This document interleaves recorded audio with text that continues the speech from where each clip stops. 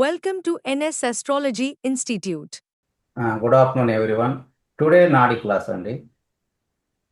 ఈ నాడీ క్లాసులో మనకి ఖచ్చితంగా ప్రిడిక్షన్ చెప్పాలంటే ఫస్ట్ మనకు కాంబినేషన్స్ చాలా తెలియాలండి. ఇప్పుడు ఉదాహరణకు ఉంది, గురుగ్రహానికి సూర్యగ్రహంతో కాంబినేషన్ ఫామ్ అయింది అనుకుందాం. అది ఎలాంటి ఫలితం ఇస్తుంది తెలియాలి కదా. ఇప్పుడు ఉదాహరణకు గురు సూర్యగ్రహాల కాంబినేషన్. మరి ఈ గురు సూర్యగ్రహాల కాంబినేషన్ ఎలా చూడాలి? ఏదైనా సరే గురు గ్రహం నుండి 1, 5, 9లో ఉన్న గ్రహాలని ఒక కాంబినేషన్ ఫామ్ అయింది. అర్థమైందా? ఈస్ట్ డైరెక్షన్ 159 కదా, అంతేనా అండి? East direction. అలాగే వెస్ట్ డైరెక్షన్ భూతత్వ రాశులు కదా, ఈ భూతత్వ రాశుల్లో ఉన్న గ్రహాలని ఒక కాంబినేషన్ ఫామ్ అయ్యాయి. అట్లాగే వాయుతత్వం అంటే వెస్ట్ డైరెక్షన్, అంతే కదండి. ఈ వాయుతత్వంలో ఉన్న గ్రహాలని ఒక కాంబినేషన్ ఫామ్ అయింది. అర్థమైందా? అలాగే జలతత్వం. జలతత్వం అంటే ఏంటిది? కాలపురుష కుండలిలు 4, 8, 12. ఈ జలతత్వాల్లో ఉన్న గ్రహాలని ఒక కాంబినేషన్ ఫామ్ అయింది. ఈ విధంగా కాంబినేషన్స్ ఫామ్ అయినప్పుడు అవి ఎలాంటి ఫలితాలను ఇస్తాయి? జనరల్గా గురుగ్రహము నాడిలో చాలామంది ఒక బేస్ పాయింట్గా తీసుకుంటారు, గురు లగ్నంగా తీసుకుంటారు. గురువు యొక్క సెన్సిటివ్ పాయింట్ డిగ్రీస్ని తీసుకొని మహాదశ భుక్తితో ఏమాత్రం సంబంధం లేకుండా ప్రిడిక్షన్ చెప్పేస్తారు. కాకపోతే ట్రాన్సిట్ చూస్తారు నాడీలో. ట్రాన్సిట్ అంటే టైం చార్ట్, ఈ సమయానికి వేసుకునేది టైం చార్ట్ అయినా అనొచ్చు, లేదా ట్రాన్సిట్ చార్ట్ అయినా అనొచ్చు. ఇప్పుడు మన సాఫ్ట్వేర్లో పెట్టిస్తున్నాను ఈ రెండు, టైం చార్ట్ పెట్టిస్తున్నాను, ఇంకోటి ఫార్చునా క్యాలిక్యులేషన్ పెట్టిస్తున్నాను. సో టైం చార్ట్ వేసుకొని ట్రాన్సిట్ చూసే స్కిల్స్ బాగుండాలి మనం.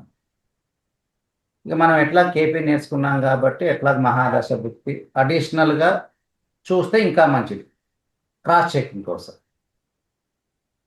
ఇప్పుడు ఇట్లా కాంబినేషన్స్ ఫామ్ అయినప్పుడు, ఇప్పుడు గురుగ్రహం ఉంది, గురుగ్రహానికి 5వ స్థానం. ఇప్పుడు గురుగ్రహం ఉదాహరణకు మకరంలో ఉంది. మరి మకరంలో ఉందనగానే అందరు ఏమంటారు? అది నీచ స్థానంలో ఉందంటారు, అంతేనా అండి? నీచ స్థానంలో ఉన్నా సరే గ్రహం బలంగా ఉంటేనే ఫలితాలు ఇస్తుంది, గుర్తుపెట్టు. ఇంకొకటి ఏంటిది? ప్రతి గ్రహానికి మూల త్రికోణ డిగ్రీ ఉంటాయి, నేను బుక్లో ఇచ్చాను. మూల త్రికోణ డిగ్రీలో ఆ ప్లానెట్ ఉందనుకోండి, అది ఉచ్చ స్థానంలో ఉన్న దానికంటే ఎక్కువ ఫలితాలు ఇస్తుందండి. ఇది ఫస్ట్ రూల్, రాసుకోండి.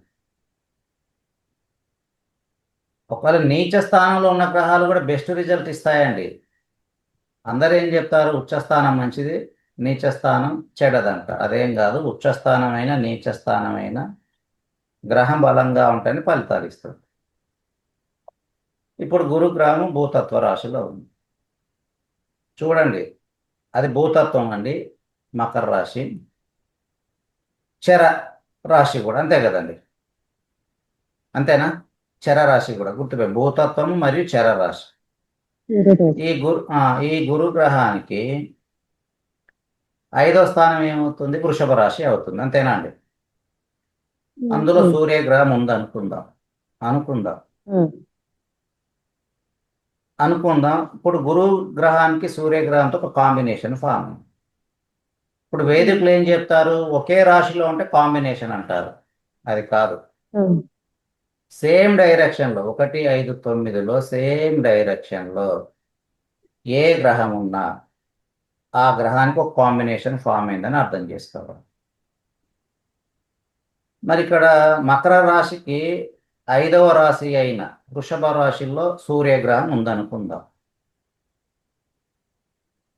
అంటే గురుగ్రహానికి సూర్యగ్రహంతో కాంబినేషన్ ఫామ్. అలాగే 9వ రాశి కూడా భూతత్వమే కదా, అంతే కదండి? 9వ రాశి ఏమవుతుంది? కన్యా రాశి అవుతుంది. అంటే ఈ 3 రాశులు భూతత్వం. అంటే ఇది సేమ్ డైరెక్షన్, గుర్తుపెట్టుకోం. సేమ్ డైరెక్షన్ అయినా అనొచ్చు, లేకపోతే భూతత్వం అయినా అనొచ్చు. ఇప్పుడు గురుగ్రహానికి ఐదవ రాశి అయిన వృషభ రాశిలో సూర్యగ్రహం. మరి ఈ కాంబినేషన్ ఎలాంటి రిజల్ట్ ఇస్తుంది చూడండి. గురుగ్రహానికి సూర్యగ్రహంతో వచ్చేసి గవర్నమెంట్ బెనిఫిట్స్, ఇది మంచి ఫలితమే, అంతే కదండి. మరి ఇదే గురుగ్రహానికి సూర్యగ్రహం కాంబినేషన్ ఏంటిది? హాస్పిటల్కి వెళ్ళి ట్రీట్మెంట్ తీసుకుంటేనే సంతానం ఉంటుంది. మరి ఇది నెగటివ్ కదా, అంతేనండి. అర్థమైందా అండి లాజిక్? ఒకదానికేమో మంచి ఫలితం అయింది, ఇంకొక దానికేమో చెడు ఫలితం అయింది, అంతే కదా. సో అలాగే ఒకవేళ లగ్నం ప్రకారము ఇప్పుడు ఉదాహరణకు ధనుర్లగ్నం తీసుకుందాం. ధనుర్లగ్నానికి వృషభ రాశి 6వ స్థానం అయింది, అంతేనా అండి? 6వ స్థానం అయింది, అర్థమవుతుంది కదండి అందరికీ. 6వ స్థానం అయింది. మరి ఇక్కడ గురుగ్రహం 2వ స్థానంలో ఉంది, అంతే కదండి. ధనుర్లగ్నానికి మకర రాశి అంటే 2వ స్థానంలో గురుగ్రహం ఉంది. ఈ గురుగ్రహానికి 6వ స్థానంలో అంటే లగ్నం ప్రకారం 6వ స్థానంలో సూర్యగ్రహం ఉంది. అంటే గురుగ్రహం ఉండే 5వ స్థానం అవుతుంది, లగ్నం ప్రకారం 6వ స్థానం. అంటే ఇక్కడ క్యాలిక్యులేషన్ ఎలా చూడాలి? గురుగ్రహానికి సూర్యగ్రహంతో కాంబినేషన్ ఫామ్ అయింది కాబట్టి లగ్నం ప్రకారం 6వ స్థానం అవ్వడం చేత గవర్నమెంట్ బెనిఫిట్స్ 100% ఉంటాయి. అలాగే లగ్నం ప్రకారం 6వ స్థానం రోగం కాబట్టి సంతాన సమస్యలు ఎక్కువగా ఉంటాయి. ఇప్పుడు అర్థమైందా అండి లాజిక్? క్లియరా? ఎందుకు 6వ స్థానం రోగము, ఇదే 6వ స్థానం గవర్నమెంట్ జాబును కూడా ఇస్తుంది. అర్థమైందా? అంటే గురు సూర్యగ్రహాల కాంబినేషన్ గవర్నమెంట్ బెనిఫిట్స్, ఇదే గురు సూర్యగ్రహాల కాంబినేషన్ ట్రీట్మెంట్ తీసుకుంటేనే సంతానం ఉంటుంది. అంటే అది 6వ స్థానం అవ్వడం చేత రోగస్థానంలో ఉన్న సూర్యగ్రహంతో గురుగ్రహానికి కాంబినేషన్ ఫామ్ అయింది. అర్థమైందా అండి లాజిక్? ఈ విధంగా మనం లాజిక్ని తీసుకోవాలి. సో ఇలాంటి సీక్రెట్స్ నాడిలో చాలా చాలా ఉన్నాయండి. ఎందుకంటే అది రోగస్థానం కాలేదనుకుందాం. ఉదాహరణకు మనం కన్యాలగ్నం తీసుకుందాం. అప్పుడు కన్యాలగ్నానికి వృషభ రాశి ఏమవుతుందండి? 9వ స్థానం అవుతుంది. అప్పుడు గురుగ్రహానికి సూర్యగ్రహం కాంబినేషన్ ఉంది, కాకపోతే అది 9వ స్థానం అవుతుంది కదా లగ్నం ప్రకారం. అప్పుడు ట్రీట్మెంట్ తీసుకుంటే సక్సెస్ అవుతుంది. అర్థమైందా? నిత్యస్థానం కాబట్టి 9వ స్థానం కాబట్టి అప్పుడు ట్రీట్మెంట్ సక్సెస్ అవుతుంది. మరి అలాగే ధనుర్లగ్నానికి అది 6వ స్థానం అవ్వడం చేస్తే 6వ స్థానం రోగం కాబట్టి సంతానం ఆలస్యం చేస్తుంది, ఆల్మోస్ట్ ఇది. మరి ఈ ధనుర్లగ్నానికి 6వ స్థానం గవర్నమెంట్ బెనిఫిట్స్ కాబట్టి 6వ స్థానం గవర్నమెంట్ జాబ్ ఇస్తుంది. మరి అదే కన్యాలగ్నానికి అది 9వ స్థానం అయింది, అదే కన్యాలగ్నానికి గురుగ్రహం వృషభ రాశి 5వ స్థానం అయింది కాబట్టి 1, 5, 9లో సూర్య గురుగ్రహాల కాంబినేషన్ వచ్చింది కాబట్టి ఇక్కడ గవర్నమెంట్ జాబ్ ఉండదు. ఏ ప్రొఫెషన్ అయినా సరే అదృష్టాలు ఉంటాయి. 9వ స్థానం అదృష్టాలు కదా, అర్థమైందా అండి? ఇలా కాంబినేషన్ చూసుకొని అది లగ్నం ప్రకారం ఏ స్థానం అయిందో చూడండి. అర్థమైంది కదండి. ఒకవేళ సింహలగ్నం తీసుకుందాం. సింహలగ్నానికి మకర రాశి 6వ రాశి అయింది, 6వ స్థానం. అందులో సూర్యగ్రహం ఉంది, అంతేనా? గురుగ్రహం ఉంది. సూర్యగ్రహం వృషభ రాశిలో ఉంది 10వ స్థానంలో. మరి సింహలగ్నానికి 10వ స్థానమైన వృషభ రాశిలో సూర్యగ్రహం ఉంది. అంటే దాని యొక్క అధిపతి 10వ స్థానంలో ఉన్నారు. సూర్యగ్రహానికి 10వ స్థానం డైరెక్షన్ స్ట్రెంత్, అంతేనా? Direction strength. మరి గురుగ్రహానికి ఉన్న మకర రాశి 6వ స్థానం అయింది, గవర్నమెంట్ బెనిఫిట్స్ 6వ స్థానం అయింది కదా. మరి ఈ 6వ స్థానం అంటే మకర రాశిలో ఉంది కదా గురుగ్రహం, 6వ రాశిలో ఉంది.